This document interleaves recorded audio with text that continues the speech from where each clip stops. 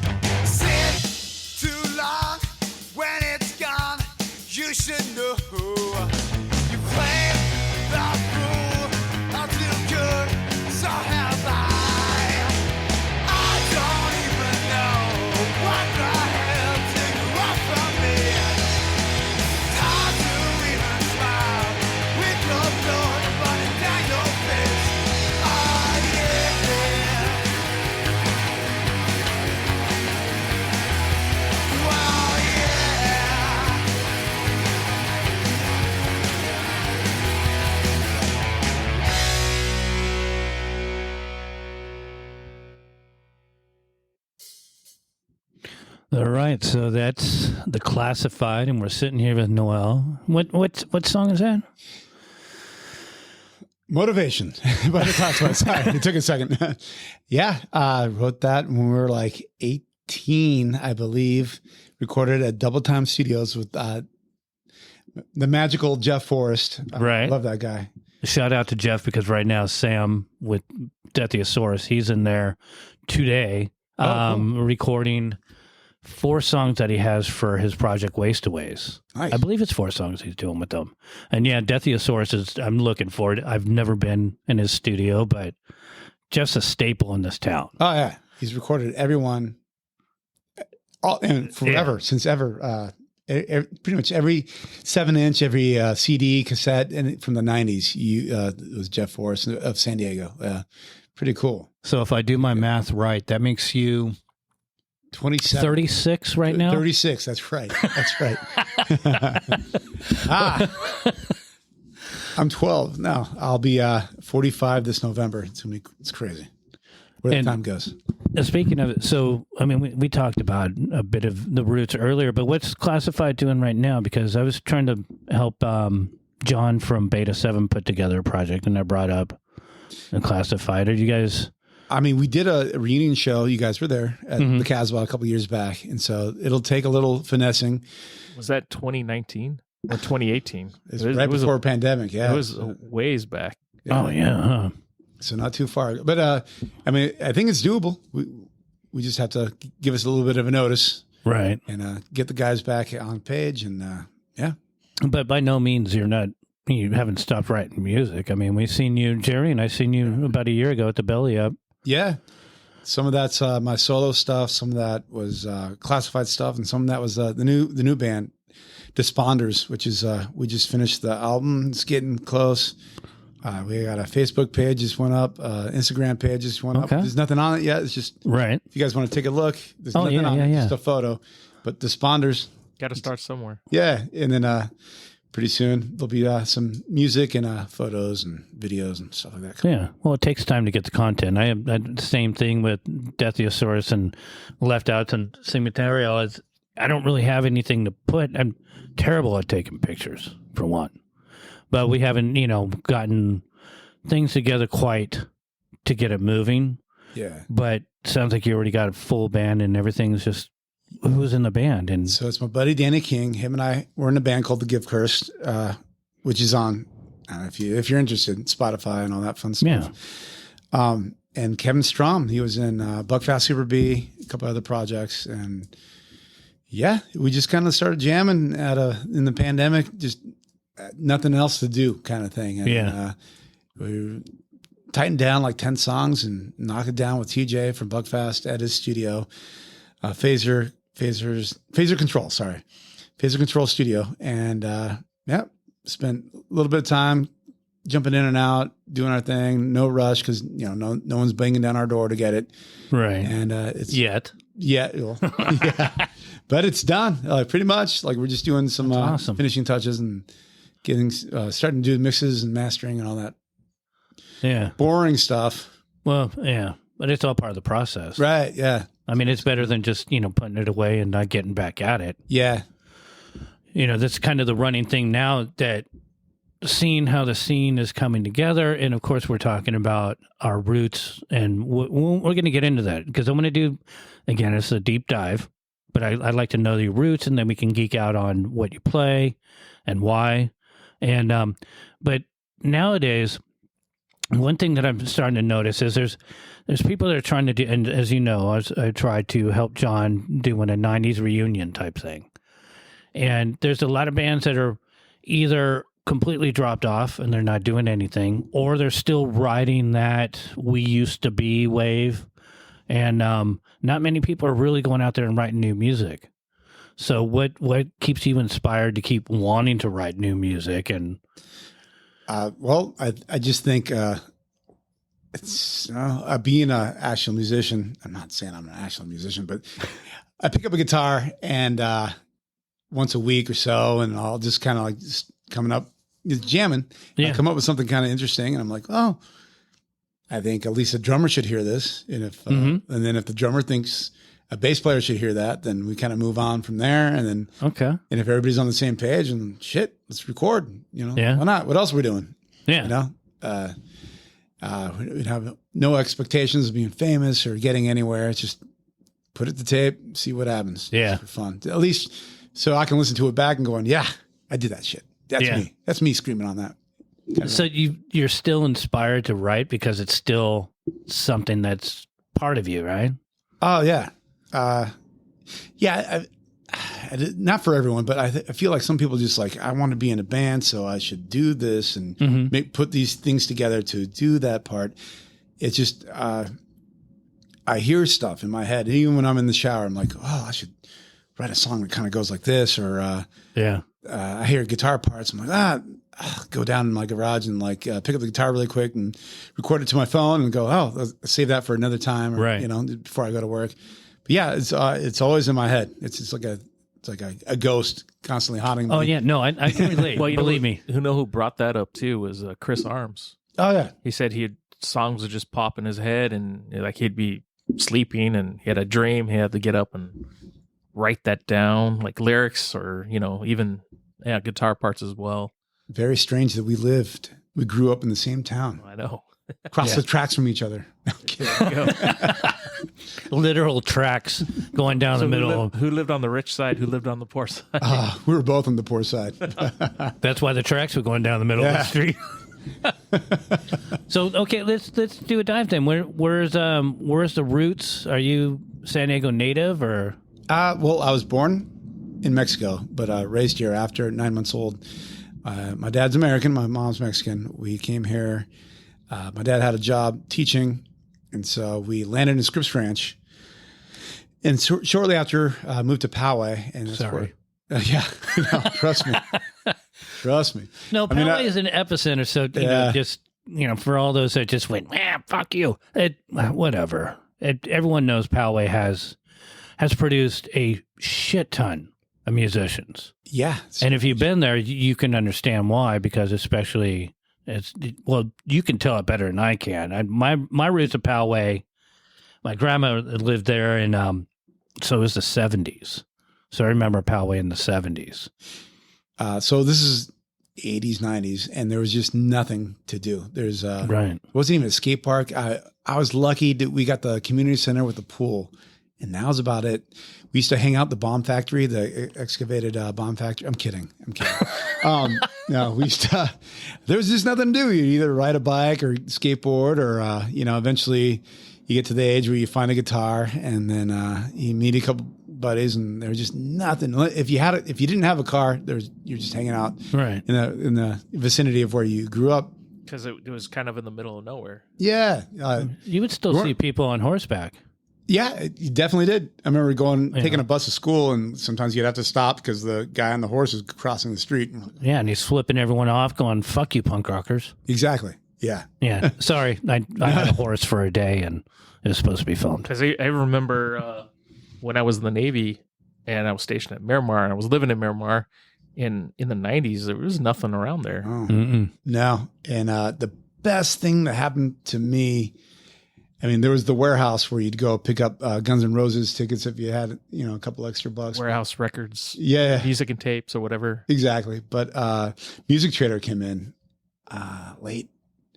Was there a warehouse in Poway? The Warehouse? Yeah. Yeah. The original The Warehouse. Because there was one in Mira Mesa too. Yeah, I'm sure. Yeah. Yeah. But then, Music Trader came in, and that's when like MTV, I was able to I was staying up late at night watching 120 Minutes, like Headbangers Ball. I'm like, where do I find these CDs or tapes or whatever? And so I would find them at Music Trader, and that's where my music interest picked up. I'd go to shows. I'd go to the early Soma downtown, and I saw bands like Green Day, Face to Face, Unwritten Law, not knowing Unwritten Law were just like guys that lived down the street, but it was crazy. And I'd go find their stuff down the street for me, and I realized like, oh, okay, well, the radio's cool, but there's better stuff out there if you just go check that out live. Right. Just down the street. And so my friend Jeff and I, we met this girl. She's a little bit older than us, and she would always be going down to shows at, I'm gonna say the Casbah, Soma, and she'd give us a ride for some gas money, and she would turn us on to Fugazi. She had all these cassettes in her car, and she was just like a nice neighbor. And that's like when we saw all the cool bands down at Union Street, and then we became massive fans of that, and grew into the Metro Street fans as the place moved, and just never looked back. We were hooked on. And then you guys started playing the stage. Yeah, and then Jeff, I'd never played music, but I got interested.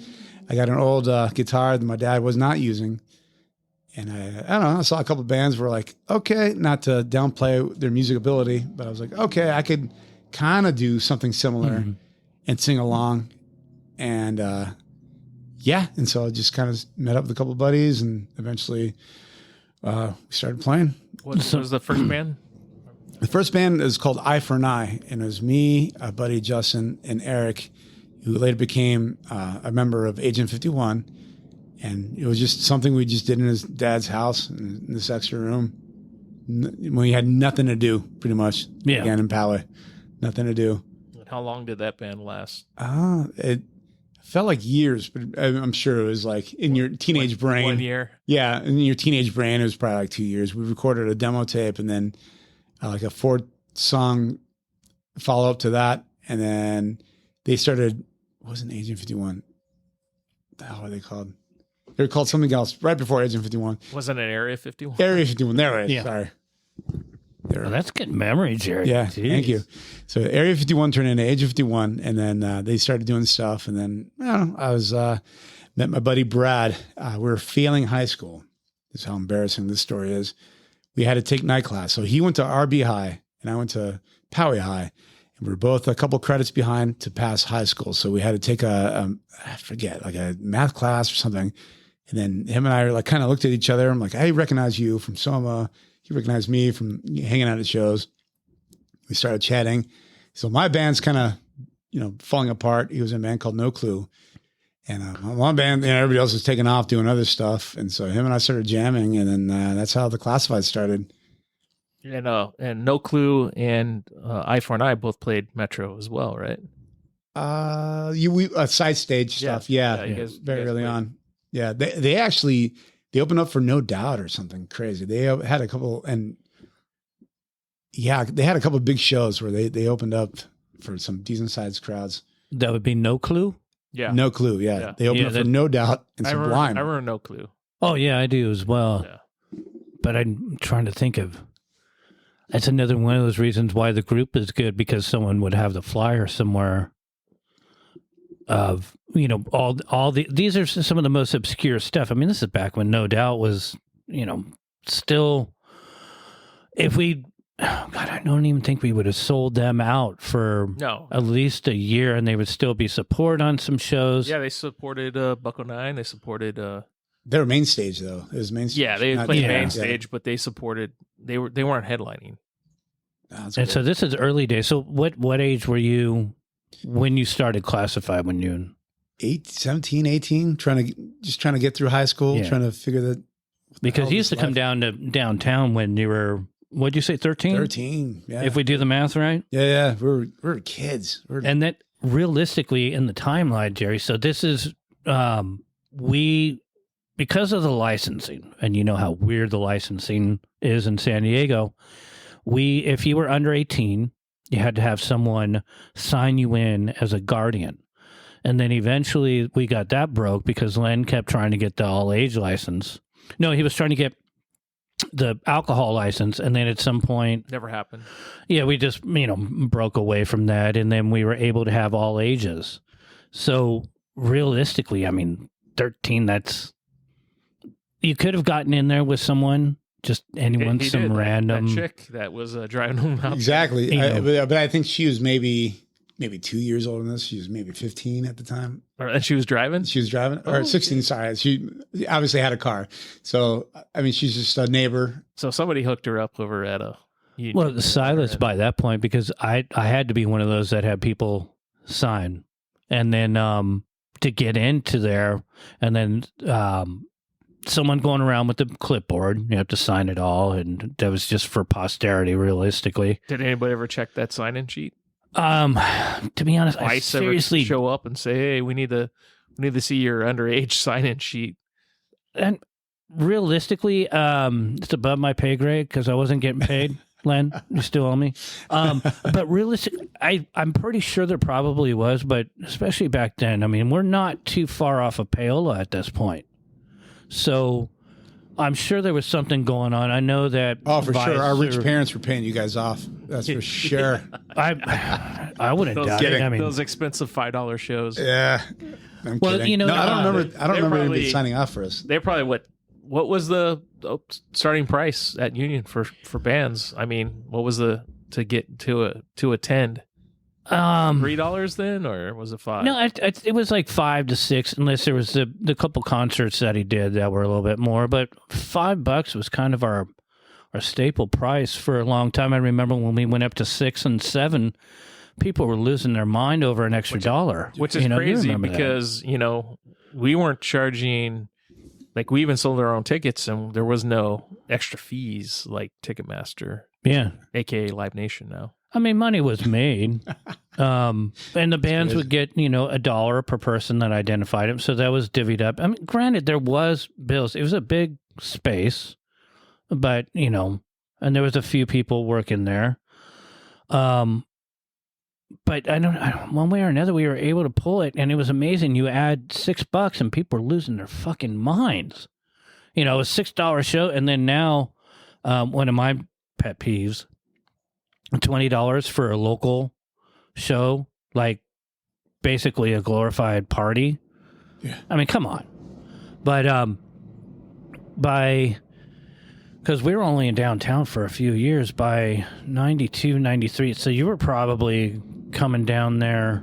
Didn't you play there with? I was not old enough. I wasn't there yet. Okay, so when did you end up playing? It was definitely Metro. Metro? 96, 97? Maybe 94, 95, somewhere in there. Also, even earlier. Yeah, I just remember seeing Face to Face, and I was like, all right. So There's like a three-piece band. So you were like 17 then, the first time you played? 14, 15, 16, somewhere in there. Eye for an Eye. Yeah, I would have been like my sophomore So really, year. you started going to Union when near the end of Union. Then. Yeah, it must have been. Yeah, because I had no idea when it started. I just we had a friend that went to RB. We knew him from middle school, and his name was John Gatra, and he had a cousin that was like a bouncer, and he's like, "Hey, we're going down check out the show," and we fell in love with it. Downtown, and it was back then. It was scary. There's all this buildings being built, and it still always is, but as being like a little kid, it's just everything's so giant. Oh yeah, it scared the crap out of me when I there was a couple times where, because I was living in Santee, I didn't drive for many years. So, 21 years old, taking a trolley, and I for whatever reason, it got so far into downtown. And then I remember one day having to walk, and I'm walking through downtown, and there was a one liquor store that I would even take bands to every now and again to get alcohol. Once I ended up having a vehicle, but I lived in downtown later even. And when I lived there, the whole element, the mall wasn't even there yet. And then when they tried to gentrify it, it was still scary. Like our south half of, that'd be, which one's the one that runs through Market? South of Market is where you guys were, yeah. And it was just... Hence the name. Hence the name, yeah. There's many. I think that's actually where Len came up with it. That and the derivative from the drug, where you go to a place where you can just be yourself, and I don't know, many rumors about it, but it was a scary freaking place. Yeah. And then you add a whole bunch of punk rockers, and then you got the homeless people, and sometimes you couldn't even tell the difference. So you literally were in the guts of the beginning of the scene of what we were able to start down there.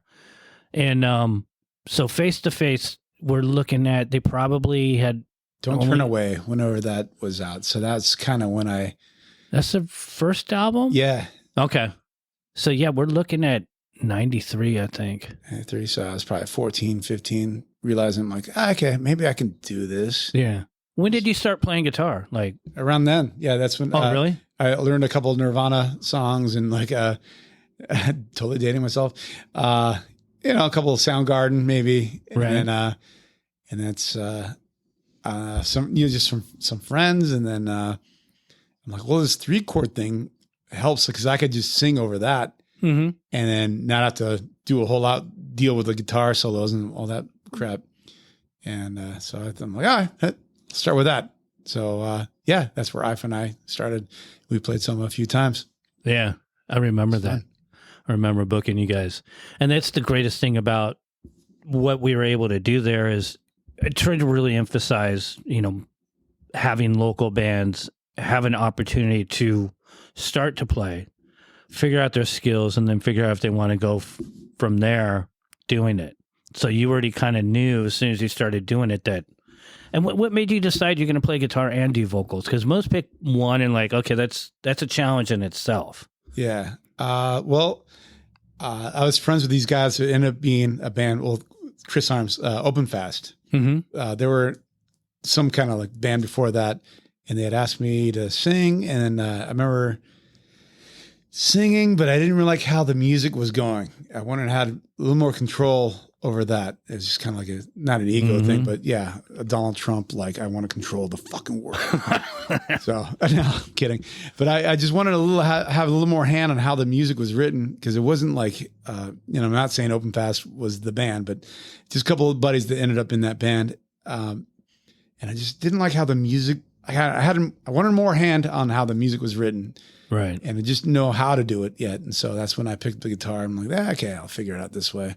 Yeah. So just your curiosity drove you, and then you started to realize, wait a minute, I don't want to be a cookie cutter. I have an opinion. I have, some foresight into something that you want to take control of and create. Right. Exactly. So how did you bring other people in? Was it just you see my vision, therefore I'll use you for a while? Well, usually in high school, you if you find a drummer, that's like finding gold, right? Because everyone's a guitarist.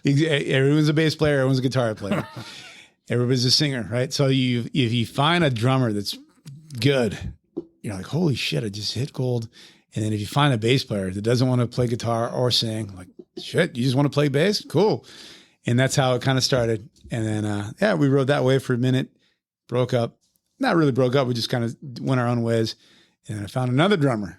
Now he's like one of my best friends, Brad. I'm actually going to go to his house after this. Oh, okay. Do some barbecuing, watch some baseball. At the time, I was just like, this is some dude in a night class. I have no idea. Fucking weirdo, creep. Kidding. Love you, Brad.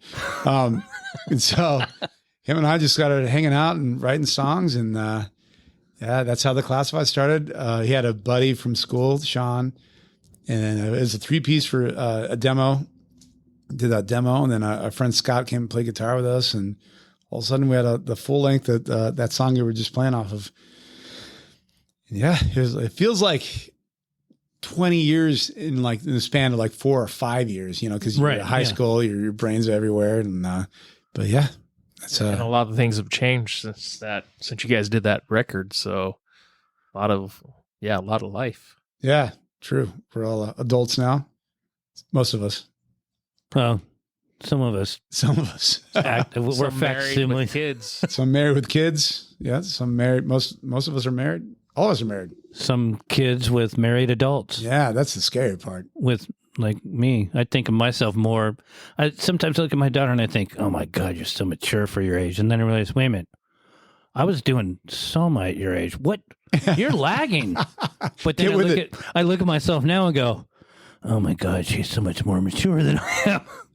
Because it's part of the lifestyle. Yeah. Realistically, you see in the house. Oh yeah. This is awesome. But so speaking of, you start getting together and you're writing music. At what point did you realize, this is really something that you want to put that much energy in, or did you just kind of slide into it?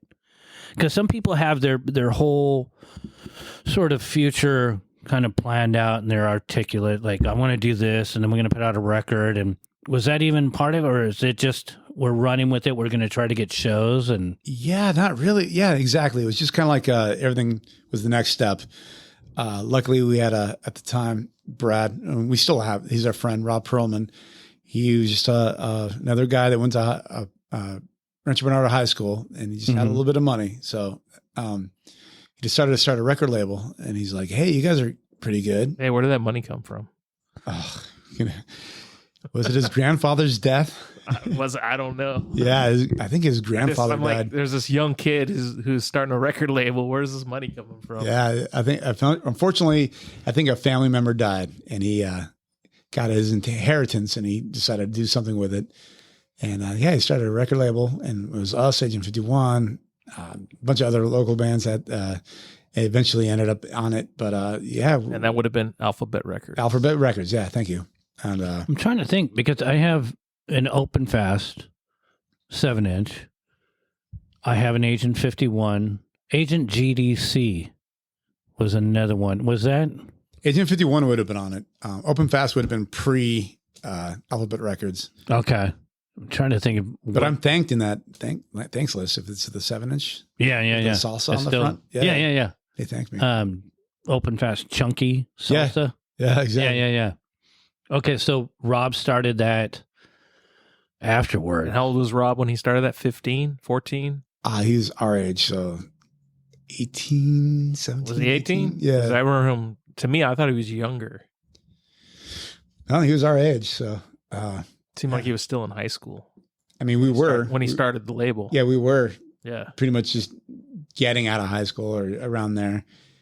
He ended up doing Blink's first website. somehow he knew Mark, I think, and so he ended up doing their very And first website. he knew the internet. And he knew the He internet. knew the early workings of Yeah. the No internet. offense, and Rob knows this. He's a big fucking dork. Lives out in Austin. He knew. He's aware. He's aware. He knows this.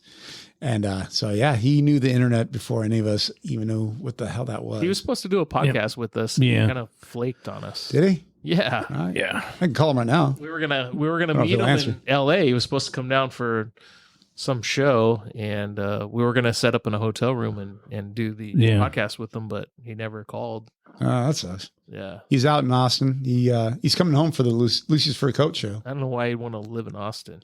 I was just there. Austin's a rad city until it hits May, and then it's like 100 degrees. And Yeah. you can't breathe, and that's until November. Well, I was born in Texas, Oh, but I don't care for that area of Texas at all.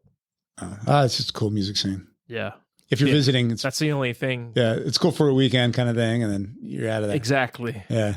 That's how I feel about East County. No, just kidding.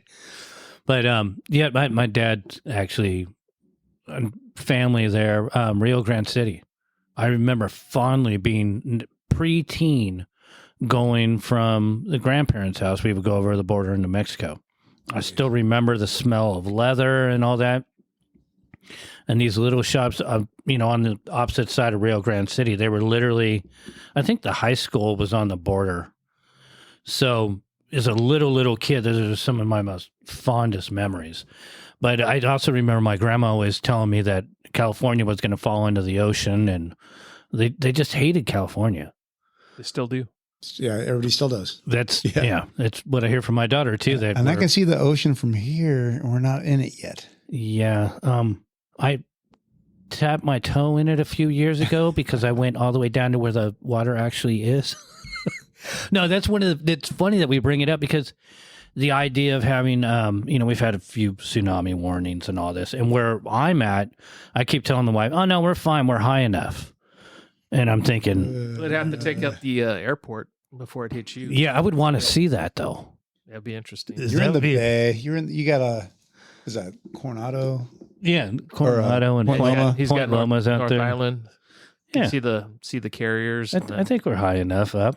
But if not, Sure. We'll go with that. we'll just keep running up the hill. I just got to grab a bunch of skateboards and run up the hill and watch the devastation.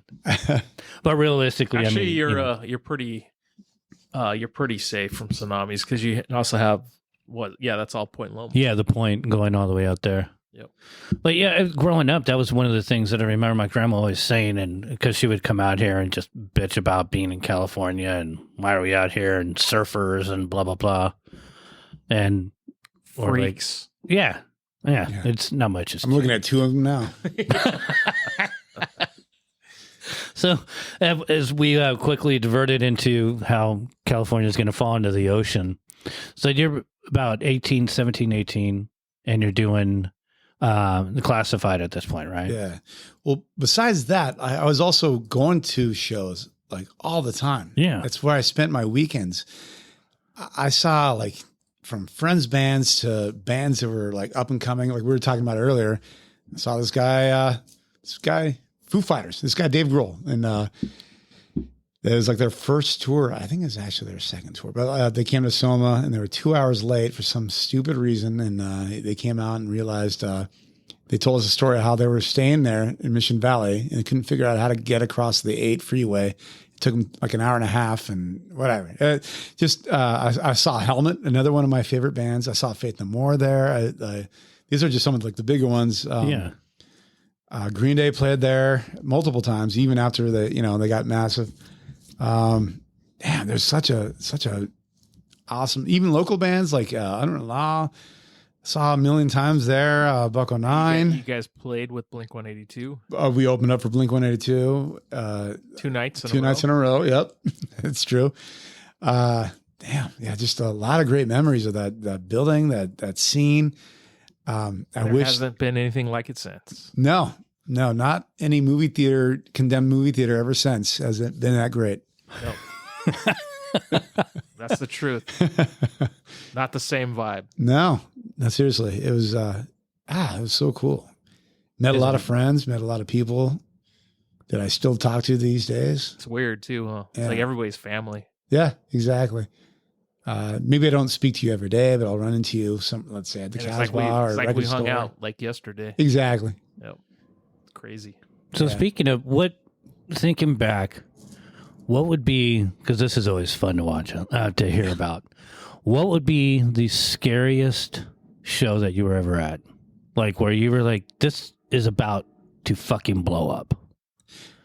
Well, pretty much the scariest ones were when I was like 13, 14 going down there. And these are like giant. I mean, I'm guessing they're like 4 years ahead of me, but they're giant dudes, 18, they're probably 18, 19-year-olds and just moshing. And we're just getting tossed around like Beanie Babies or whatever, fucking just getting tossed around. And, I mean, they look out for us, if we got knocked down on the floor, Yeah. they pick us up, pull us up our t-shirt and push us out of the way. By then we had the Samoans, right? Yeah, the Samoans saved our asses. Yeah, for sure. Gnarly dudes. Ground control. Yeah. I can't at the top of my head. Nothing like I'm guessing like Ignite or something. One of those crazy hardcore bands. But nothing off the top of my head where like I might die.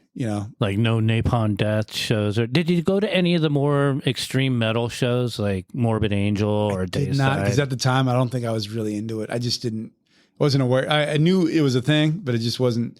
I do now listen to a lot crazier stuff. Did you go to the Fugazi show at Union? No, I wish. I heard stories. I heard. I think Brad actually worked there. Or No, I'm talking about Union. That was way before Brad could work. This is like 90. This is being Sorry, like right 90, before. I'm sorry. 92. No, I think- I missed Fugazi, and I've never got to see him. I knew there was a couple of Ramones shows I missed. I just didn't have a ride or something like that. There's definitely stuff I missed. I'm like, I wish I would have been there.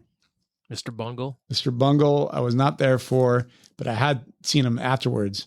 But I heard that show was terrible.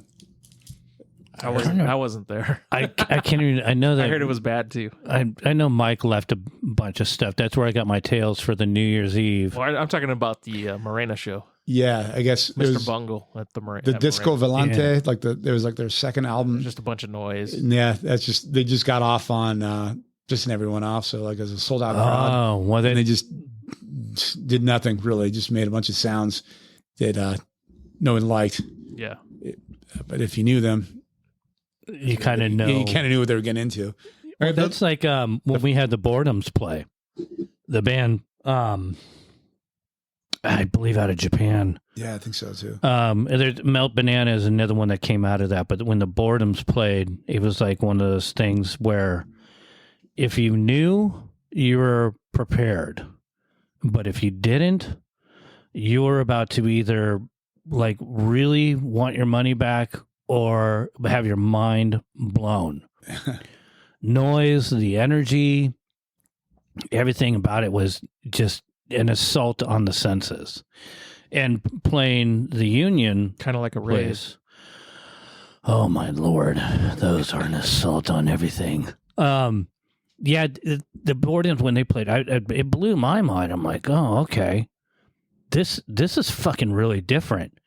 But in the old club, if that vibe kind of went, and you'll remember this, if that vibe kind of went where it seemed like shit was kind of out of control, it could get out of control really quick.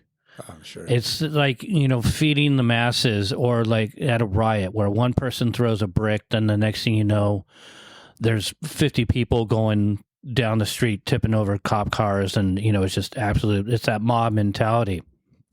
So the Boredoms were definitely one of those that would have kind of caused a little bit of chaos. But then on the flip side, you got someone like GBH coming through. That was just an amazingly run show. Len wasn't even there, so it was myself and then Mike Nevison ran it. And it was like, it was beautiful. It was a beautiful thing. It was punk rock, the high energy, and I like that chaotic energy on a stage show, Where it's on the edge of all of them falling apart. Yeah. Yeah. I still, and that's, that's a personal thing for me. But then to be able to do something safe for the community and to be able to give bands an opportunity, you got to kind of have a structure and a semblance of authority, yet DIY ethics. So some of those shows there would be so tame and boring, like the Ill Repute Offspring show. Oh, really? Which was early days, and there was like 300 people, I think, that showed up at the main stage, and it was just awful. Jeez. Awful. So going back to that, do you remember the early Summer Slams? Yeah, we played a couple, or I for an I did, yeah. Yeah, didn't you guys play on the main stage for? Yeah, that was probably our first main stage. Be like 10 bands. Yeah, and they're rotating. I remember we ended up hanging out with the Slightly Stupid guys, and it's just insane their whole story. Oh yeah, they just kept with it, and yeah, now they are where they are. Yeah, good for them. I'd have some more insight on that. It's funny because Adam, shout out to Adam, he just put his book out, Slightly Sublime. So he tells some stories about, because he's the original drummer. Yeah, and now they've replaced him and made it basically like a modern version of B-side players. They have all these people, and they're huge, huge. But the Summer Slams, any of those that really stick out, because we would have like Flat in Manhattan, Ghoul Spoon. Yeah. I think Green Day probably did one of those. I don't remember. In the beginning times. I just remember it was a bunch of our peers, like just bands from like Escondido, all around town, pretty much. And then you'd meet up, and then it'd be all day thing in the summer because you had nothing else to do. Yeah. Right? Out of school. Especially out in Poway where it's hot as hell. Yeah, hot in the hell. So you go down and play and meet people and hang out. Those were fun. Those were really fun. And then your friends would come and see you, but maybe stick around for another band or two and make friends, or buy a couple CDs or tapes or whatever. It was a really cool idea. I thought that was fun. Yeah, that was really fun. Here's a question that we haven't been able to dive into with people, because now we're talking. So obviously this is pre-internet. This is pre-social media. How would you guys promote yourselves, other than we had our flyers, obviously, but how would you guys promote yourselves in Poway? Because Poway scene was so freaking big, and then it started getting into Penasquitas, Rancho Bernardo a little bit, and it just started. It had, we even Ramona. It kind of, but Poway was the center hub, and there was so much talent. And so how would you promote yourselves? Was it at high school? Yeah. And then how would you promote afterwards? And then how did it become such a central hub with so many musicians? That was the thing. There was just nothing to do. But we'd go to Kinko's and make flyers, right? And, it'd be the fourth. We'd cut the page in fourths, and then go into schools, like at other high schools at night, and slip them in lockers, because you put a piece of paper in the locker. And we spent. That's the first time I heard that. Oh man, we did it tons of times. Slipping in lockers. Yeah. Instead of mailboxes, we're putting flyers in lockers. Yeah. That was if you thought about it, that was like it was a good idea. Doing a mailer or some kind of that, or trying to call people. Free. It was free. We just spent everybody would put $10 in, make a couple thousand flyers. Did you guys ever get chased out of any high schools? No, because you were doing it out in the evening, right? Yeah, we would just jump a fence, and so no security, no issues. Security. Yeah. Easy. That was before pedophiles, apparently. So. Well, quick jump into this. Well, that's kind of the. You weren't allowed, Jeremy. I know that much. Oh, jeez. I'm just kidding. I wasn't allowed because of the way I looked. Like, what the? You're going to make all these kids walk around with freaking tackle box on your face? And we would, we'd jump fences and just put flyers and lockers, and that was it. Yeah. Just get the word out. And then, the skate scene out there, wasn't there? Yeah, I wasn't decent. It was massive, yeah. Because again, nothing else to do. Yeah, I was friends with skaters. I just never did it myself. I was just not talented with sports or standing up straight. And but I had friends, like good friends that were all about it. Yeah, yeah. But that's all you had to do. So I'd see skaters everywhere, and it was before they put the little stoppers on every. Railing and skater haters. Yeah, exactly. But yeah, it was fun. We just hang out with those. But usually I just played music, at least.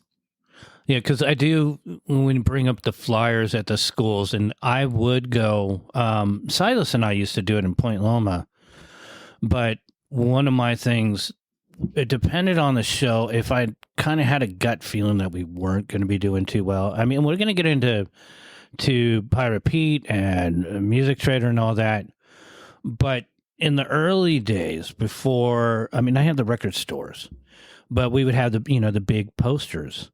So I would go around high schools, and this is the day when I still had a colored mohawk and, no, really not many tattoos, but obviously you remember how I dress. You remember how I dress. So Slacks, here I am. button-up shirt, tie. Absolutely. Yeah. I my briefcase, because I looked like a With lawyer flyers. and tried to blend in, and hey, it's okay if I'm putting up these fucking flyers. No, that stuck out like a, Calvin Klein models, what I came to mind. Absolutely. That's how I got into hand modeling. No, so I would, try to do it as fast as possible and nail and Skateboarding in his briefs. and I would try to staple as many flyers on as many telephone poles as possible. But back then, you would get nailed for it's. I don't remember what it's not a vandalism thing, but you could get nailed for the whole post no bills thing. So you weren't supposed to put flyers up in places, but around the high schools, if I get one on the street side or two, and then one on each direction, and if I'm really lucky and I could get away with it and I could bust it by a cop, I would do 4. So if you're driving by, you can see the fucking thing. If you're coming from the west, east, if you just put one on a pole, that's going to get ripped off. And they were usually ripped off the next day anyways. So I try to wrap them around the pole so as many people could see as possible, because realistically, with Lennon one year yelling at me, if this show doesn't do well, then it's another band that I'm disappointing because I'm not going to have a big enough audience, but I might lose my job. So this is hell over your head. I would try to just saturate the poles around high schools or anywhere where the kids were at, because you guys were the ones coming to the shows. Right.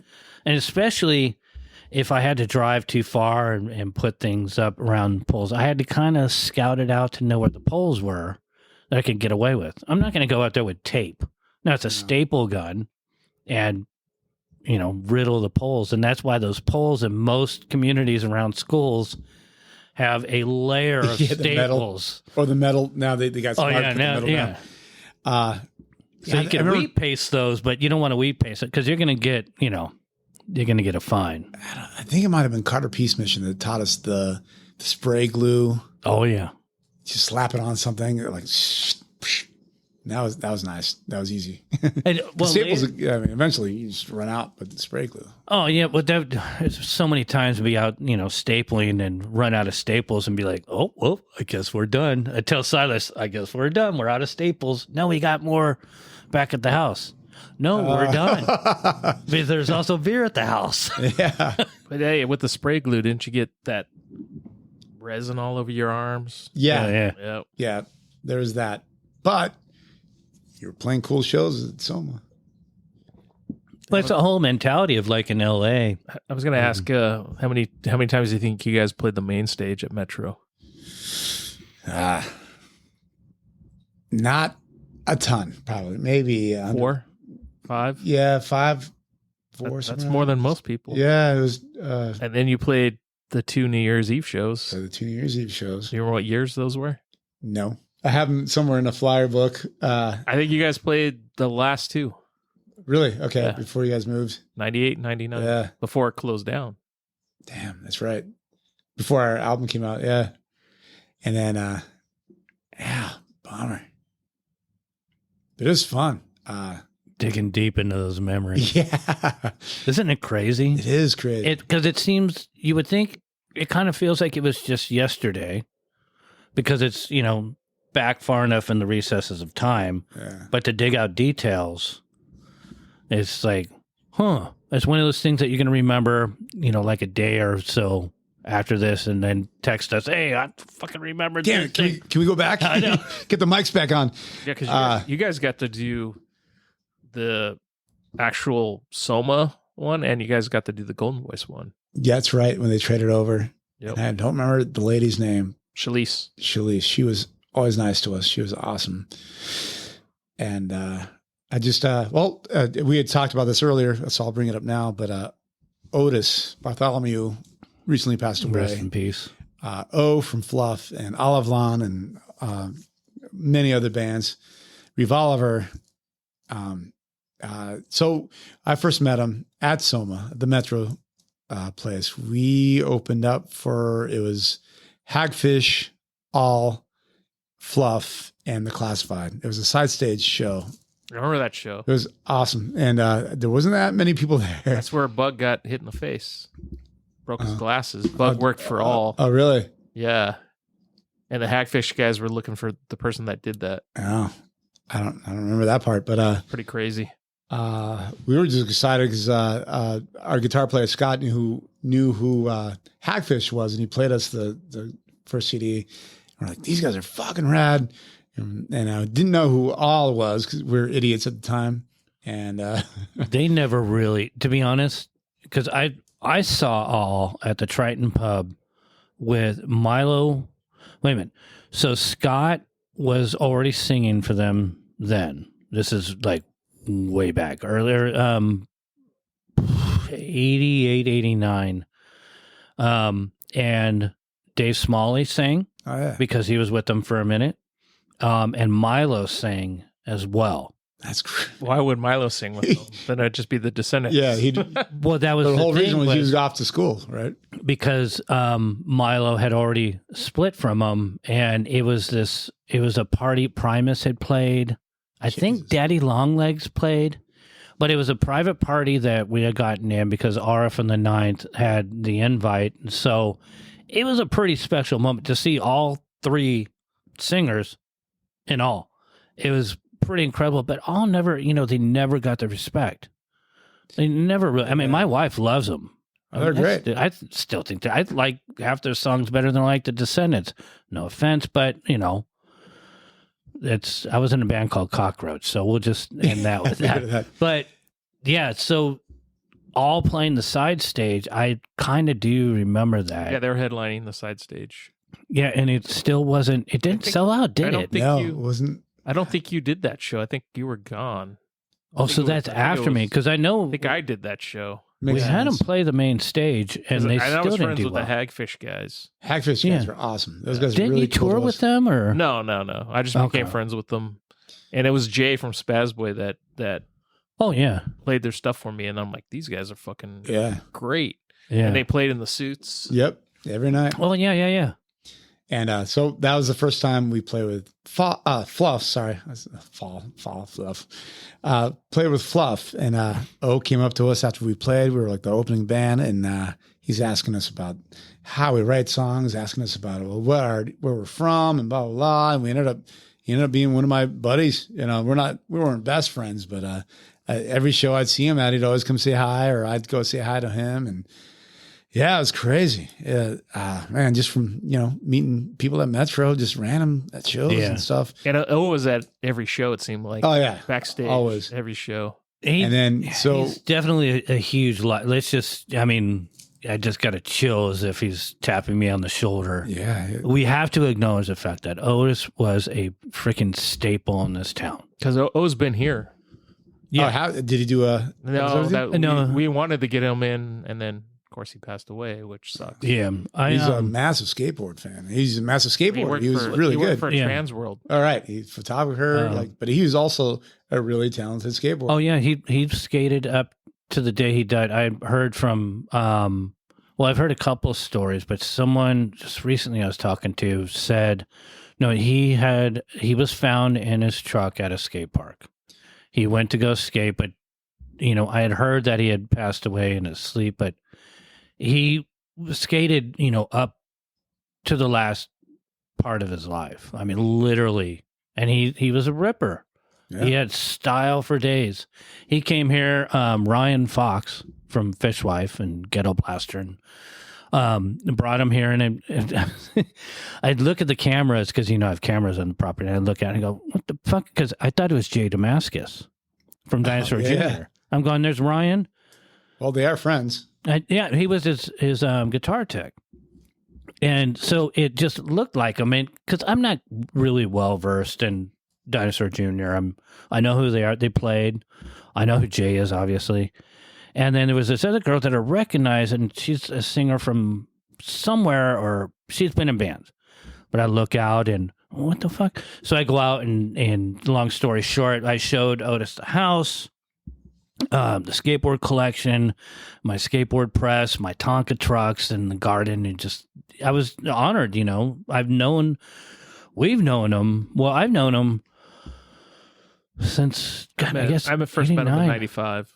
So yeah, you've known him a lot longer. But he's just a friend and an advocate for music, for skateboarding, for the community, for our scene, and just music and art. And it's huge, devastating loss. Yeah. The last time I saw him was He's always so supportive of everyone. back to the beach in 2018. The last time I saw, he was working for the Aquabats. Damn. Last time I saw him was the day after Gabe Serbian passed away.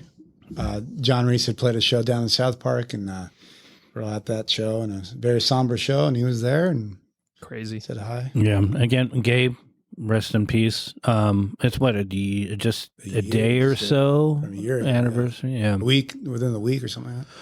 Yeah. I apologize. I have to.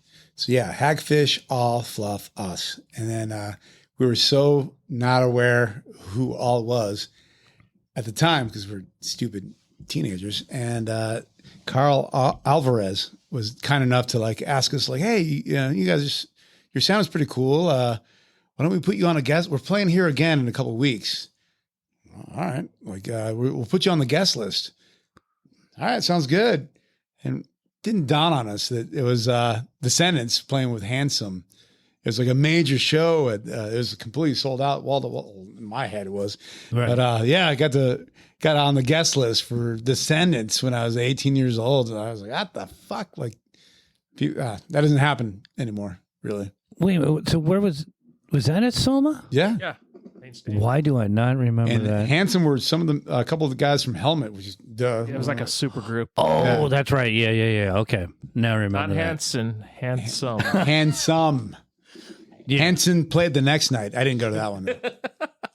Was it really the next I night? didn't get the. I, No, didn't- I they didn't- never played. There's I didn't get the free pass I on that thought one. That was the thing that was going around because somebody got Handsome confused with Hanson Yeah. brothers. But no, Hanson, just to put it out there, Hanson never played solo. So to this day, I could swear. Closest to Hanson was Silverchair. Yeah. Oh, okay. That's probably what I'm thinking of because they had their parents. 3-piece. Yeah. Pretty boys. Yeah. I actually just saw something because I do when I get home and my pug is, I get home from work and then I'd have to do paperwork or whatever, and I'll usually put on YouTube and watch interviews and just music history because it's something that's in the background. So I'll sit here and I'm doing whatever text or whatever I have to do, and Boogie will get on my lap, my little pug. And something about Silverchair came on, and I remember looking at, and so I'll tell, my dog the history that I know of certain things because I can't tell it to my wife. She's already heard it. I can't tell it to my daughter because she doesn't care. Yeah. I can't go and tell the people out in the public because they're like, why are you harassing me? And no, I don't want a beer from you. Who are Dude, you? leave me alone. Who are you? Yeah. And these are homeless people, so they don't want to hear about it. So luckily we have the podcast so I can share stories. No, I seen something on Silverchair and it was like, I remember them coming through and they were kids and their parents were there. And, it's another one of those. Bunch of little kids in the crowd. Yeah. Uh-oh. But it's crazy how, certain people will start a band, right? And they'll do it for a while. And then they get married and they have kids and then they get a job and then they'll drop it. Other people, they get a band and they start doing really well and, that's their career and then they just go and they're famous and all that. If you're lucky.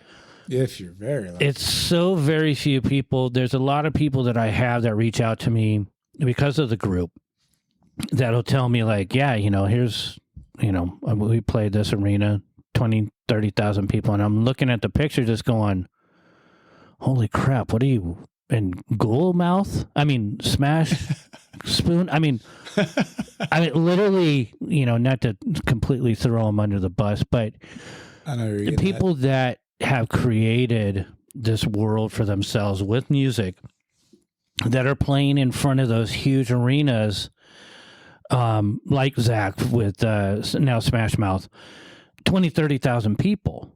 But they do it on their own in their own little niche, and I haven't heard from them in 20-something years. That wasn't here in the States. That was Which another one? country. Smash Mouth playing in front of that many people. Oh, so they don't play in front of those crowds I don't here? think that here, no. I don't think. Do you see Smash Mouth playing in front of 30,000 people in the States? I haven't seen Smash Mouth play in front of me. I saw them when I wouldn't even know where they play. Bucko 9 was touring with them. Oh, back in the day, right? Yeah, that was back. That was when they first came out. So they aren't that popular. There's a few. I'm sure people they're popular, but I think they not like that. They probably play like casinos and stuff like that. Fairs. There's a guy that I'm thinking of in particular. The audience that he plays in front of is incredible. But then I look at bands like Slightly Stupid now, which is basically that's crazy. They side have this stage band to same thing with Blink 182. They just play Coachella. Well, yeah, it's crazy. I mean, from what And then I was actually gonna bring up Descendants. Did you see them when they played New Year's Eve? Yeah, I think we opened up. That was one of the ones. I was definitely there for because that was 97 probably. Yeah, you guys didn't play that one, so we didn't play. But that's when I'm the One was like they're kind of single. Yeah, well, I don't know if that was it, but at that time, because I talked to those guys and they said that was the biggest show they ever played until Warped Tour. Really? Yeah. Wow. So they never played a show that big with that many people until Warped Tour 6,000 people when they started maybe. touring on Warped Tour. Yeah, 7,000. Wow. So I did fart jokes in front of 7,000 people. Yep. That is my legacy. Get that tattoo. But what was it like opening those New Year's Eve shows? It was fun, and it's kind of funny because I'm married now, and I have family that comes into town from wherever, and I always point out the sports animal. Yeah, I played there twice. Yep. Not once, but twice. But it was cool. I mean, I grew up in San Diego, so I saw everyone from Slaughter to Warrant to Metallica. I don't think I saw Guns N' Roses there, but I know they play there. Yeah, I saw Pantera there. I saw Nine Inch Nails there. I saw Depeche Mode. Yeah. And then I did a bunch of shows there. I saw Iron Maiden first real concert, and then I did security for Pearl Jam there. Metallica. I saw Metallica when I was 20. We went in a limo, so I walked out like a rock star and went in like everyone else. I was actually security. Actually, I did security. I worked security there for Van Halen, Pearl Jam with the Ramones opening. Jesus. Bad Brains, the Beastie Boys with Bad Brains opening. See, this is the thing is my 9 years of doing Soma, I ended up 7-Eleven and then back to mowing lawns like I do now. But there's so many people like Jerry, he was able to have all these opportunities. And, as we all know, if it wasn't for him and Scott, there wouldn't be a Soma building right now. And I don't say that as if it's just kind of made up or hearsay. They literally, if it wasn't for I don't think there would have been another freaking building. I don't think so it could have existed because you guys did all the legwork. So it was the idea, and then Scott with the money and then bringing Lynn back and the motivation Lynn had to the do contacts and then a bunch of you guys. Shout out to Brad and Dave and Shay and Scott. Shay Smalls. They all put in the hard work of actually renovating that place to make it to what it is. Yeah, so this is where I'm completely in the dark. Just talk about that. I mean, well, I wasn't really there for it, so but I know good friends of mine, Shay and Shay Small and Brad Bohensky, and Dave. Dave O'Reilly. Why we need to get Brad on? Dave was on. We did a little podcast with Dave. Yeah, Dave O'Reilly and a bunch of the guys that used to jam with. They helped out. They wanted to be part of something that was new and the next step. Yeah, in the Soma, absolutely in the Soma world, and they helped out a bunch. I don't know where I was, and that was a big venue. That is a big. It is a big, 2,500 people. The last time I was there. And it's been the longest lasting Soma. It hit the 20-year mark in last year. Damn. Mm-hmm. I was there the first time they served beer for that Descendants show. And Yeah, I haven't been there. And then I haven't been there since I walked out. 2000. Mother-in-law last fall. And some of the guys from Bucko 9 played that. Oh, yeah. Yeah, that's right. Yeah. That wasn't Tony. It was Craig and Dan. Yeah, it's nuts. But yeah, I haven't seen it. I saw the 1975 there one time, and we hated it. Not that we hated the venue, but it was just a weird show. Yeah, I guess my tastes have differed, and it happens when you get older. Yeah, I'm more of a Casbah observatory kind of guy nowadays. Yeah, well, the thing is, we don't like being around a lot of people now. Yeah, that's what I think it is. Unless you're on stage, then it's different. But it being in the crowd, it sucks. Yeah, I've never personally really. What Jerry knows, when I go out, it's head down, and for one, I don't really know how people project me being out and about. Because I left on such weird. This is something we've never talked about. Jerry knows, but hey, it was cool when we went to see you to see you play with Pivot. Oh yeah, and the Belly Up, at the Belly Up, and a lot of people came and approached us. So it's kind of cool. Yeah, it always makes me nervous just being in a crowd, and I'd like to, because I don't. It's just weird. As I grew older, and I had to kind of hide and try to figure out what the fuck I was going to do with my life. Yeah. And musically too. I mean, I haven't really since the Poor Meat, Cockroach, since in '77, and then the other dozen plus bands. I've never really been out and about, and to be honest, this is the thing I like talking with all the musicians and what I consider family. I mean, this whole thing of all of us is a huge family. But what has helped, and did you take any breaks from music? Let's start with that. Did you take any breaks where you just like, I don't want to be out. I'm not comfortable. I don't know if I fit in anymore. Was that ever a problem? Always. Like I always, after the Classified, I always just thought like, I could be done. That band broke up. And so, I could just be done and just jam it at home, and somehow someone will, hey, let's try this. Let's try this. Hey, like someone interesting will hit me up. I'm like, all right, well, I guess I'm not doing anything. So all of a sudden the new band started. Yeah. So it wasn't ever like a planned thing. Just like Gift Curse. I was living with our bass player, Chacho, the same guy from Spalterano. And then Danny, him and I started jamming, and that lasted a little while. And then new band same was like Danny hit me up, and I love playing. He's an amazing drummer. I love the guy. We're good friends, and it's just kind of like there was definitely pauses in between where right. Like, okay, I could be done. Right, just kind of hang out.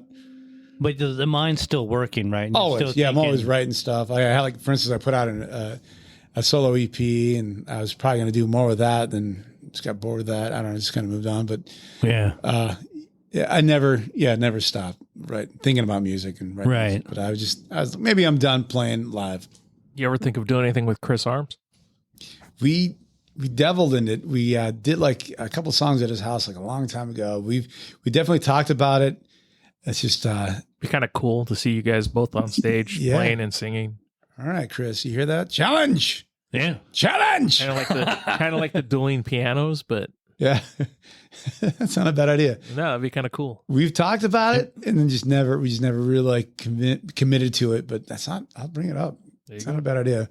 I think we live pretty close to each other nowadays. He's out in La Mesa and I'm over by State. So yeah, I mean, why not? If you don't throw it out there and you just sit and stew on it. I mean, that's how come all these projects for me came together, because after trying to figure out where my place was, I always have ideas, always. But that's the problem with being an artist, is you have more ideas than you do time to do anything. Right. And then I had to figure out, I was doing Red Rum Skates, and then for the while I was doing the charity, but I've always had all these projects. So I'd plug in, And like when Brian from the Left Outs and I with Travis from the Kids and who's now in the Plagues, we did the project Rebirth, where we just recorded here. It's like stoner rock. It's kind of like Earthless. So that was a lot of fun. But just getting together and trying to work out logistics, and there's always some excuse in the back of my mind. No one wants to hear this crap. I'm too fucking old. I got to get up too early in the morning. I always found an excuse. But then other times, I was so antsy just to make noise. I would just plug in the bass, get it as loud as possible, get as much just distortion and overdrive so I could just hear kind of like that feedback, and then that would feed me, and it's like, oh, okay. And I just make noise just to purge it. And then something happened, I don't know, it's probably been an accumulation over the COVID where it's like, I'm not done yet. As a matter of fact, I never even got started. There you go. Nice. So, good attitude. Because realistically, I mean, I put all the bands in front of me when I was doing, I rarely played a show. Still have not put out any vinyl for any of my almost, couple dozen projects that I've done over the years. So we did do when we did Deathiosaurus, Sam and I, about 13, 14 years ago, we did the LP called Bacon, and we put it out it's in the SoundCloud, whatever, internet world, but we didn't even press anything, CD or nothing. So when he had hit me up about doing the project again for Deathiosaurus, I'm like, oh, I'm in. I totally want to do this. And everything started coming to place because Brian and I were trying to do the Left Outs. And it's something that my wife and I had kind of came up with. She came up with the name. And so I'm at that point where I feel like I'm making up for lost time. And that's why I'm working on right now 3 projects, but I'm open for more. Nice. Was there ever a point where you're just like, I just need to express myself as much as possible and get this freaking music out? That's a crazy idea. No, it's always kind of one speed kind of thing. Like if I get too distracted, I think I'd rather just focus on one thing and make that great. Right. I'm not saying anything against what you're doing. I have no idea. Yeah. But for me, I gotta focus down and make one thing good, and then because there's always like other people asking to hang out and jam and do this and that. But yeah, so we started doing during COVID. We started doing this new project, and it was our buddy TJ who'd come back. It was his place, and he'd come by. He's like, "That shit's great." He'd pop his head in the door. He's like, "That's good." When are we recording? We're like, oh, never even thought of that part. Right. We're jamming. So, and that's why we are where we are now. Now we got a stupid record we got to figure out what to do with. But, yeah, it was always like someone else kind of motivating me, or otherwise I'd just play video games. Oh, really? Yeah. Watch movies. Watch reruns of True Detective or play with my dog. So you don't feel that impending? Because I mean, granted, I know that I'm a bit different than most, and you can tell by you've known me for forever. Yeah. So I've got the one demon that's not so much on my shoulder, but in the back of my head that kind of I feel that slap every night. Like you need to fucking do something. You can mow a lawn at any day, but this needs to get out there, and you don't have that. Once in a while, but wake up in the middle of the night all panicked, like shit. I got to get this out. Not like that. I'll get up and write a song. I'll record it on my phone and go, cool. Got to go to work. All right, got to go feed the dogs, and off I go. My brain just goes off. What are you doing for work these days? I work at a mortgage company. It's really fun. Sounds like it. No, it's not bad actually. I like the people I work with. I like the people I work for. So, well, that's all that matters. Yeah, it's good. I do okay. What made you go in that route? A long time ago, I fell into that. A buddy, good friend of mine from Mira Mesa, was doing it, and just kind of fell into it. I did it for a while, went away, came back after COVID, and it's been doing pretty well. Even now with the interest rates so skyrocketing. Yeah, that hinders it a bit but I can imagine once that shit goes down a little bit, hopefully it'll blow up again. It'll blow up again. But yeah, we've been busy. We've been busier than we have in the past years. So Supply and demand. Yeah, exactly. So, but it pays the bills and it keeps you busy, and I'm able to buy guitar strings and do some recordings. Hi. Oh, looks like Pugsley. Yep, Pugsley's coming in. Oh, jeez. Just knocked That was this your head head. on the table. How's your head, Hi, Pugsley? baby boy. Mr. Man, is he going to say anything? Whoa. Yeah. Whoa. Oh. Whoa. So who? You got the new band. Who's actually in the band right now? The band's called Desponders, and it's Danny King and Kevin Strom. And they're both just local guys who've been doing it forever. Yeah. And just got together, just started writing some stuff, and had ideas of how to do it a little bit different. And went in the studio, and slowly but surely we got it done. We're not in a hurry. Right. Yeah. Well, that's the thing that I can appreciate more than anything is my idea with one of my projects was just to slap it together and just I wanted to get playing live again because I really want to be on stage. And then the more that I started putting it together, I realized, oh no, it's either the ADD or OCD or GBH or DFA, whatever. CBD. Yeah, CIA. PCP. Whatever. But realistically, I came to the realization that, my ideas are a little bit too complex just to throw out there. I mean, I would love to just, something like Cockroach, but even Cockroach, the approach that I had and the idea, it was so much more complex than just throwing together something just to get it out of my system.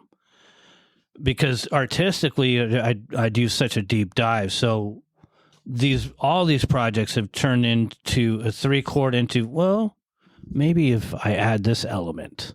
And then the more that I work on stuff, it's like, I can probably punch that up a little bit more. So I'm finding myself more and more excuses to prolong the process because now, even more than anything, it's the journey, not the end result. Granted, I do kind of have an end result with these. I'd like to be able to put out records with everything, but I find myself really enjoying the entire process. Right. I agree with you. That's part of being in a band, right? It's kind of like the new stuff. We would come in. So I think I came in with one idea that was kind of sort of left over from the previous band. And that became a song. That was pretty quick. But all the other ideas was just like, we just come in and like talk about like, what about a song like this? And then we'd try to, what does it sound like for you to start with that song? Or what it would sound like to that? And then it would just kind of like grow from that. And then it was just all a bunch of, and I hate jam bands. I'm not a jam band kind of guy. Right. That's how it was kind of built on. And just jams, just like what, and then Danny, our drummer, is insane. He's like, try it like 100 different ways. And then we ended up going back with the way we did it, called Danny Boomerang. Cause we'll try it just to humor you, but it's going to come back to the original way we had it. And that was just building on that and then building on that idea and building on that idea. And all of a sudden you have like, oh shit, it's kind of a song. Yeah. It's kind of cool. And then you start piecing and parting. But again, that's the whole process of writing it. Okay, so let me ask you that. Do you find it more fun to write music now than when you were a kid? And do you think with the maturity? I think so, yeah. I think there's, back in the day, I just like, let's get 3 chords, chorus, 3 chords, chorus, out. Yeah. And now it's just like, well, 3 chords, but what if we turn that on its head? What if it's backwards? What if we don't do the chorus? What if that is the chorus? What if we swap that around? Just like, just trying stuff out just for the heck of it, just to see what comes out. And it's kind of what we ended up doing. And because you don't have any pressure of a label or anything. No pressure. Did you ever have pressure from a label? No, nobody cared. Nobody gave a fuck. We had fans that cared, or friends that cared. So eventually, it's like that. But No, it was always like Rob never said. he put out our first album, and give then me my money back. yeah, put out our first album. And he's like, all right. And he put out a couple different things, and he's like, hey, he was kind of done with it, so we had to go find a different label the next time, and then same again. Because you guys did with Classified, you did 2 albums, right? Yeah, two full lengths and an EP. Yeah. So the first one was 7 Years Bad Luck. What was the second one? That's the best. So there was a guy that put out our second album, and a friend of ours did the art, and somehow they did everything wrong. And the album was supposed to be called Of All the Promises to Break, but they misspelled that. So it's Off All the Promises to Break. It doesn't make any fucking sense. And then the track listing was all backwards. It wasn't even like the right. So people go play with song 1. They're all, oh, rad, it's called this, but it's actually the third song. And it was, oh man. So who put that out? Because I know I have a copy of it. Yeah, it was, what the hell's this guy's name? He was a nice guy. Did that come out 2000? 2002, something like that. 2002. I'm blanking on his name off the top of my head.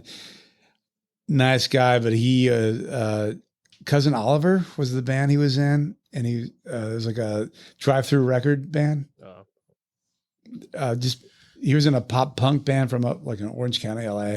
Huh. And Cousin Oliver from the Brady Bunch. Yeah, that's what they're based off of, and because he had a band, Cousin Oliver. He was in that guy. Yeah, the actual actor. Yeah. Yeah, and so this guy came out of nowhere. He had a friend's band he had kind of done stuff with, so he hooked us up, recording American Studio and a Paramount Studio C. Like we got like some decent studios in there, and then it was mixed by on a deal by a friend of his, and it was a hip hop artist.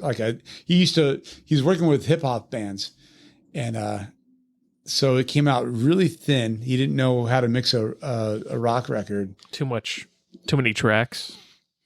Or maybe not. Yeah, the whole thing was weird, and there's a reason why it's not on Spotify these days. It's just like, it's not on Apple either. No, yeah, because actually, 7 Years Bad Luck actually sounds really good. Yeah, I don't know how that worked out. And that was your guys' first time in a studio too, right? Pretty much. We did like an EP. It sounds 2 songs professional before that. As hell. Thank you. Yeah. Jeff Forrest, man, that guy's. And then a lot of songs on there catchy as hell too. Yeah, so that was a funny thing where everybody, we're not trying to say we're ahead of our time, but everybody was doing punk rock. Unwritten Law, Blink was like the big thing from where we're from. But around that time, I started getting into more Lucy's Fur Coat. They're more rock and roll. Same with Rockin' from the Crypt. A lot of San Diego bands that just like sounded fluff. It sounded bigger and just slower, not slower songs. Yeah, it's definitely had a bigger sound. Yeah, just it's not as generic pop, which was the kind of staple. I would almost call it the introduction to the hashtag punk rock, where anything that Reese was doing or more of the Casbah, it was more of a avant-garde noise mixture, rock and roll, experimental, out of the norm. Yeah. And there was a definite divide. And the more that I'm researching a lot of doing all these that we're doing, Jerry and I talking with people, you can see the difference where there was kind of the introduction and people either made that work for them or they wanted to try something else and then worried about, well, is this not going to be punk rock? And most people are like, I don't fucking give a fuck. This is what I'm hearing. Yeah, you guys weren't heading that way. You weren't. To me, you guys weren't punk. You guys were more rock. Yeah, and that's kind of where we were going. Which is the punk rock ethic. Yeah. I don't want to be pigeonholed into this consumer accepted product. So you experiment more and you start playing more artistically. Does that kind of make sense? Yeah, no, definitely was. The second album was a little darker. There's still like some hooks on it. I haven't listened to it in a while. But even like when you guys got back together and played the Casbah, was it 4 or 5 years ago? Yeah, 45 years ago. 45. I still remember. Your numbers are off. I still remember people in the crowd. Everybody was singing all those songs. Oh, yeah. It's crazy. The stuff you write when you're 17, 18, 19, 20. You're just thinking like, oh, I'm just writing this stuff in my room. If maybe the guitar player and the bass player and drummer think that's good enough, then maybe we'll play it and record it and maybe play a show. The fact that some people like are singing along still, They did that night, even at the belly up, some like this. Oh, yeah. yeah. People were there Absolutely. What the you're doing the solo thing, And I'm trying to, I had the lyrics printed out. Like, I don't remember these songs like from 20, 30 years ago. 20, 30. Yeah, my numbers are off too. But, yeah, so it's crazy what people remember. And the same with me. I'm sure there's bands that I fucking love and still love. there's a lot of bands that can't remember their stuff. Yeah, and see it all the time. They've broken up and moved on since. And they get moved on. teleprompters or Oh, yeah, for sure. the little. Some people use iPads and Yeah. Yeah, it's just, I mean, you guys sounded great at the Casbah. thank you. So it was like, how did you guys do any rehearsals? I mean, because it's been a long time since you guys played, right? Yeah. So two of the guys, one guy lives up in Oxnard and the other guy lives up in Washington. And Brad and I live pretty much down the street from each other. So him and I jammed in my garage like a couple nights. The other two guys came down for 2 nights. We had like a couple practices and then. Who lives where, by the way? Sean lives in Washington and Scott lives up in Oxnard. Yeah. He's a teacher. Scott lives in Oxnard? He lives in my neighborhood, huh? Yeah. I didn't know that. I'll have to reach out. Yeah. I'm friends with him on Facebook. Oh, cool. I'm pretty sure he's still up there. Yeah. I'll He has say, a hey, wife and let's kids. hang out. Yeah, for sure. And yeah, just a little bit further that we don't hang out enough, you know. But yeah, so it was just 2 nights in a garage with the drummer and I, and then 2 nights in a room. And then we just try to do it as best we could at the Casbah. It worked. So it makes it easy when. I thought you guys have- were the better yeah. band.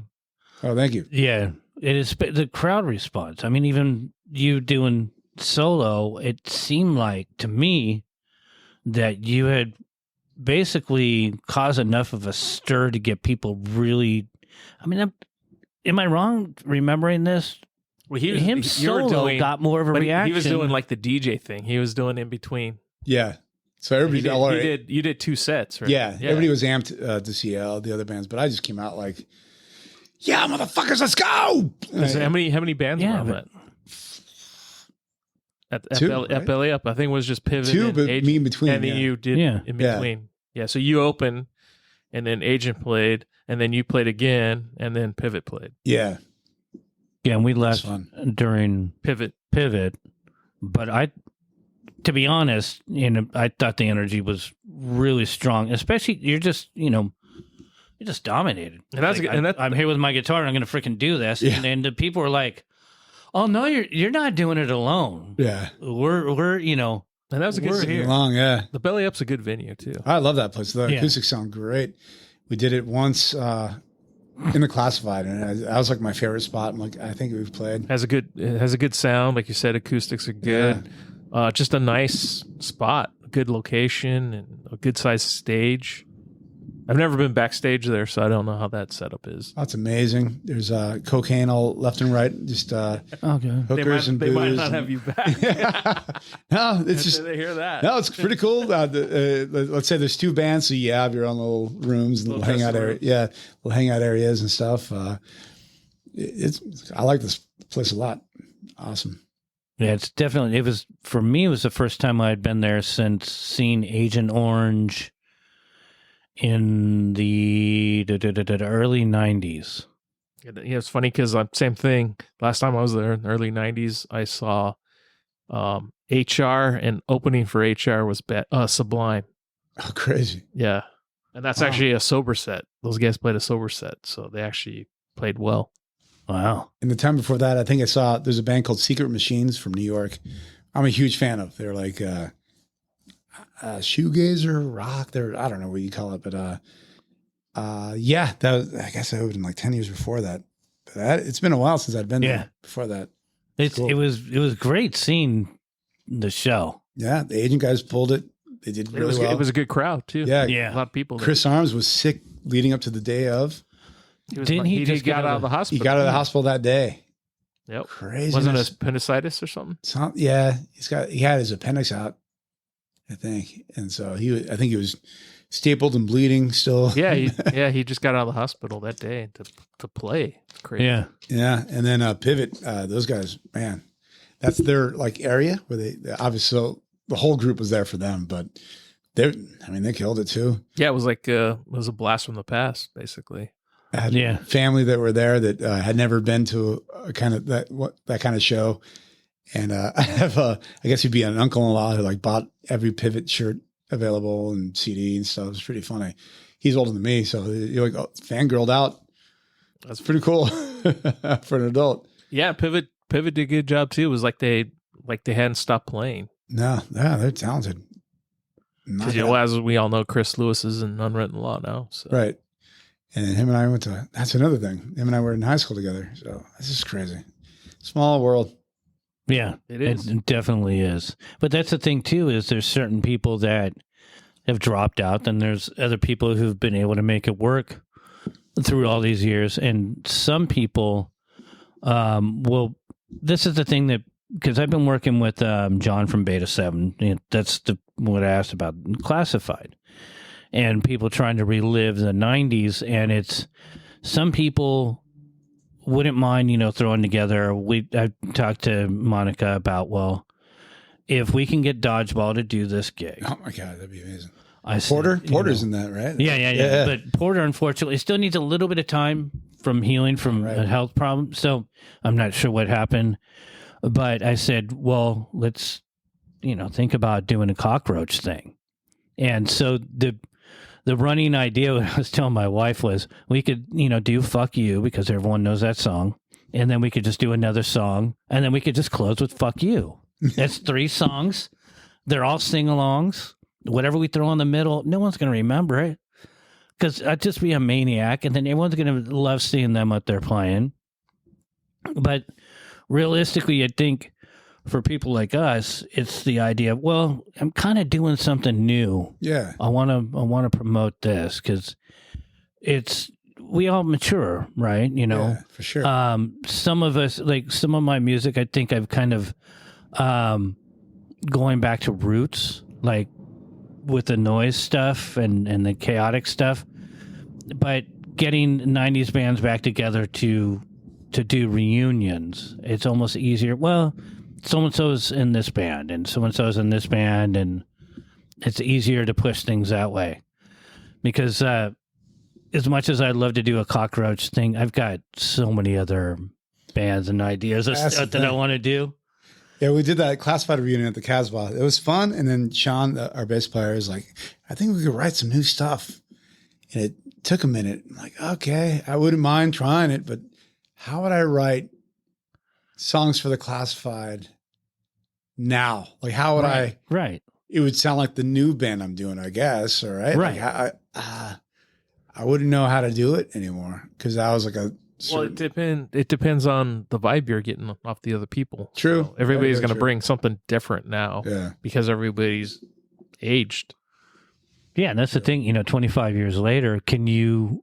And that's the thing. I guess we've never really asked anyone, but what do you think if you're trying to rehash, for lack of better terms, something from 25 years ago? Are you going to, not in hindsight, but in the end, destroy the memories for some people of trying to rehash what you used to do?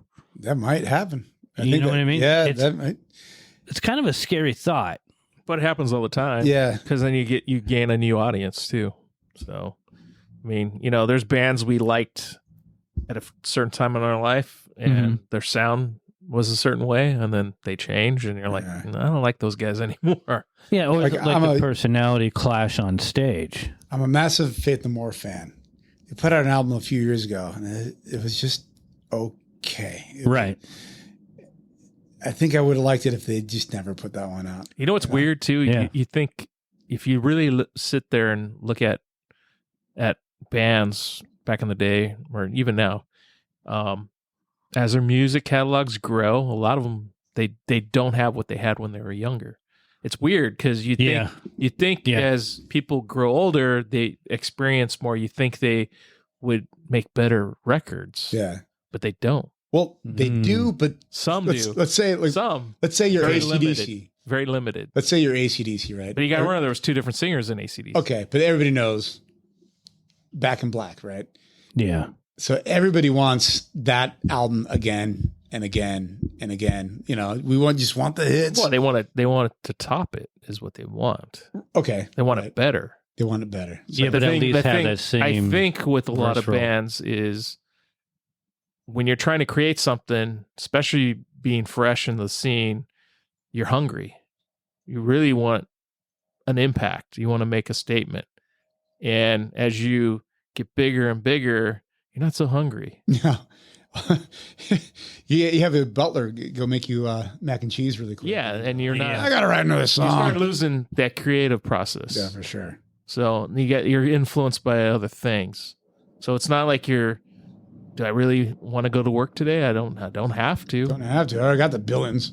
Yeah. So Millions, I think that's what happens with a lot of bands. Yeah. Man, that's a really good way of pointing it, because once you get to a point of success, and then along with success, usually, you get all the other things, either addiction problems, more things that you have to worry about. Ego. Yeah, I'm getting that, because the ego is the killer. To me, that's the biggest killer. And I hate to use this hashtag, but phoning it in when you get back together, you do some big event, you make a fucking shit ton of money, and you're already filthy rich. You're going through the motions. You're not doing it. The people that are really doing it are the people that when they get up on stage still get the butterflies. And it's not because you sat around for a while. You got to stay hungry. Yeah, for sure. Yeah, like, Dee Snider, Twisted Sister. That to me is, I think for me, because I question whether or not anyone wants to hear anything I do anyways. Period. I've always done that. Jerry was saying the same thing earlier. I know. He hates the music that I write, let alone the voice. I'm kidding. So, no, and for me, my hunger to do something with my music now is stronger than ever. And I realistically, I don't really give a fuck what people think about it. I have to get it out. But if someone said, oh, yeah, you should do Cockroach and we could do these big shows, I'm going to be like, why? Because it's a reunion. Yeah, I mean, one would be fun to do a couple songs, but it's like, even if you threw in money, I'm going to be like, well, how much money is it? Am I going to be able to use that money to be able to do that show, give it to the family, and then I can concentrate on my other shit? Because I've never made any money off music. Len never fucking paid me. But I digress. $75 a year is what you said. Did you? Something did you like ever that. make any money off music? No. Yeah, No, nobody did. I mean, enough for. There's a couple of San Diego bands in there. I'm sure. Yeah. Money off. I mean, enough for a burrito and a couple of beers, but yeah, nothing crazy. But yeah, you guys were doing it because you loved it and it was fun and it was hanging out with your bros and exactly and seeing friends, and it's the gathering. Yeah. It's one of those things you have to purge it. So to keep producing music I think that's what a lot of people have kind of realized within themselves. It's either I'm phoning it in or else there's no reason to do it. So I can appreciate that because of trying to do these nostalgic shows. But then again, if you look at, I don't know if you pay much attention to the kids, the 20-something-year-olds, there's a huge scene. And there's plenty of venues around that are exploiting the fuck out of that. $20 freaking cover charges for a bunch of local bands. But the local bands are hungry, and there's a lot of great music. And as we know, being in the music business for so many freaking years, some of those bands will make it. Some of them you just won't hear about it because they're going to go off and do their own thing. And some of them are just going to drop out. They're going to have a family, and they'll have an album cover on the wall, and they'll call it a day because they have to raise their family. Some people can find the balance and make a career out of it. Not all of us are those people, but to be able to tell the stories or share the stories and still be able to write prolifically as an artist. Yeah, I mean, that's whatever hashtag you put on it. If you love writing music and telling the stories or whatever, then it is what it is. It's a lifestyle. Yeah, for sure. I think the best part is still having someone interested.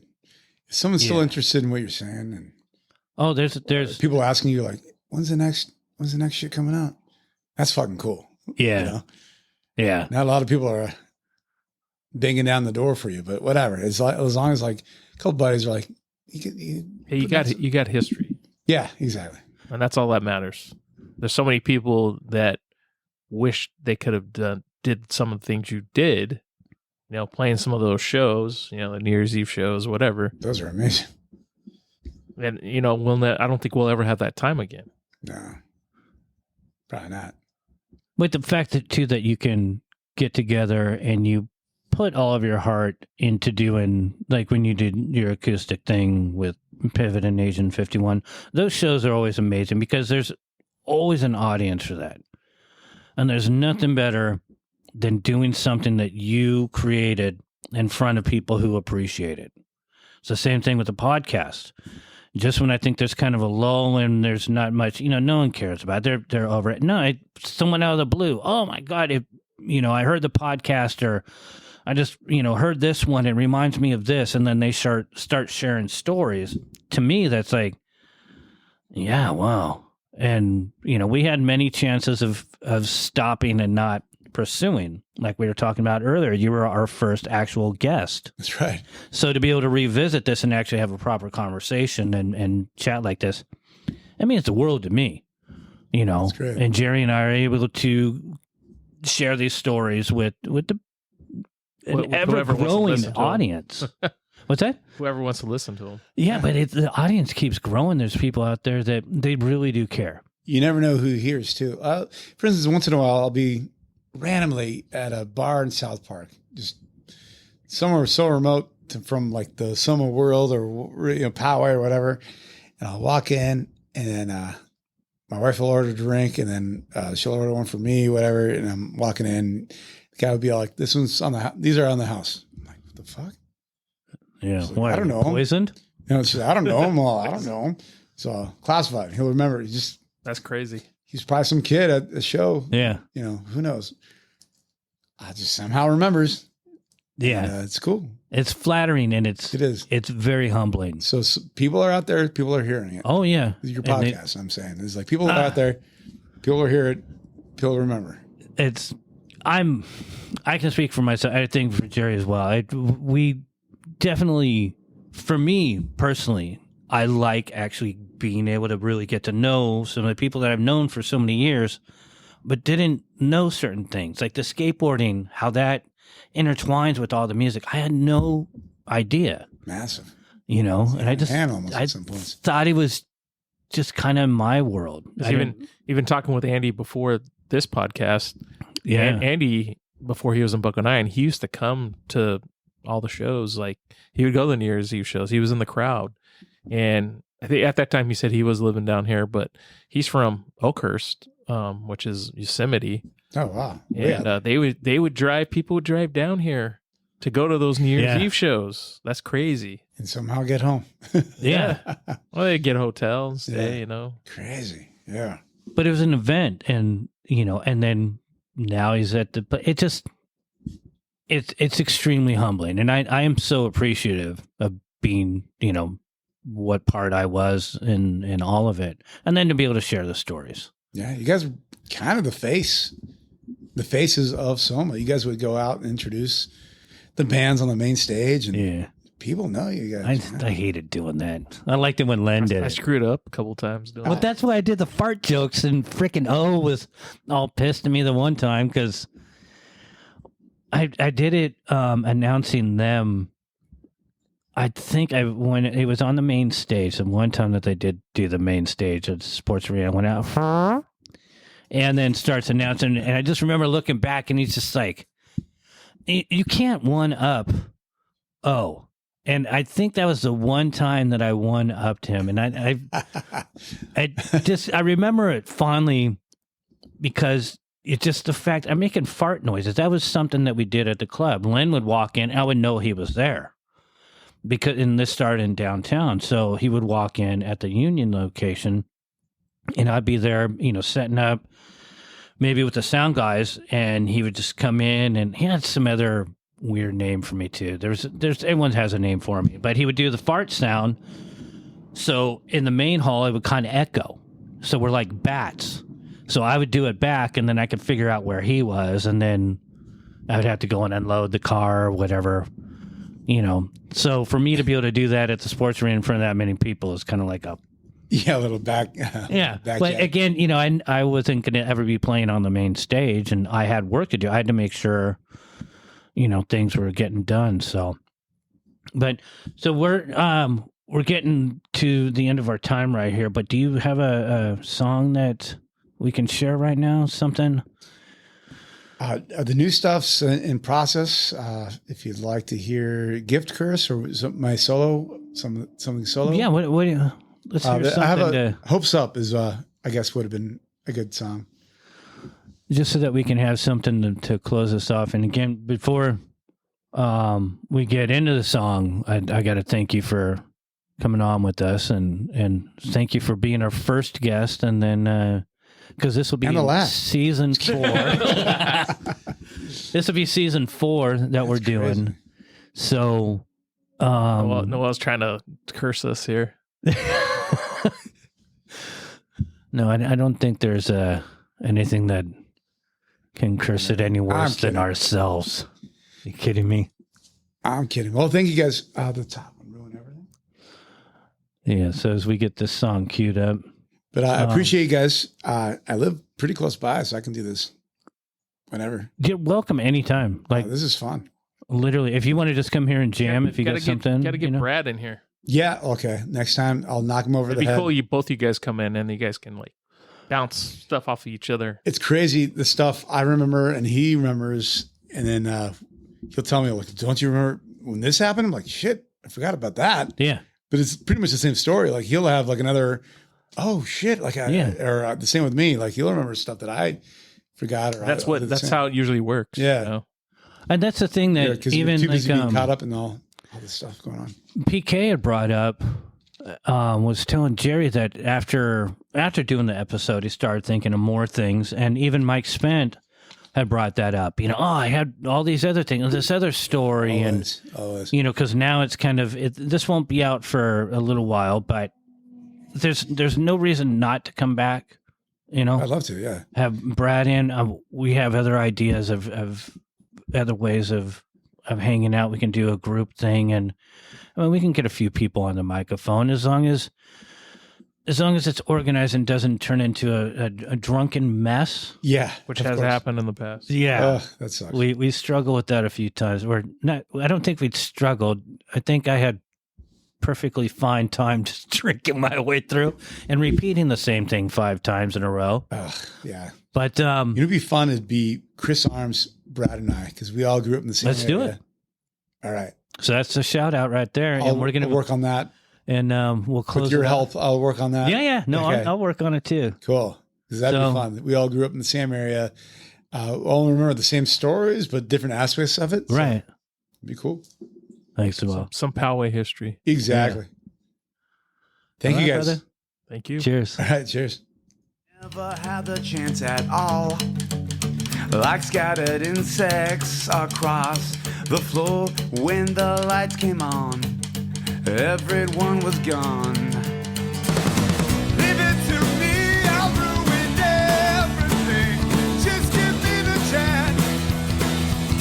I will come through, filling ourselves full of sympathy. Watching up the down. I can't help but laugh. I can't help but laugh. I danced by chance, watching hell marching. Learn to fall in line.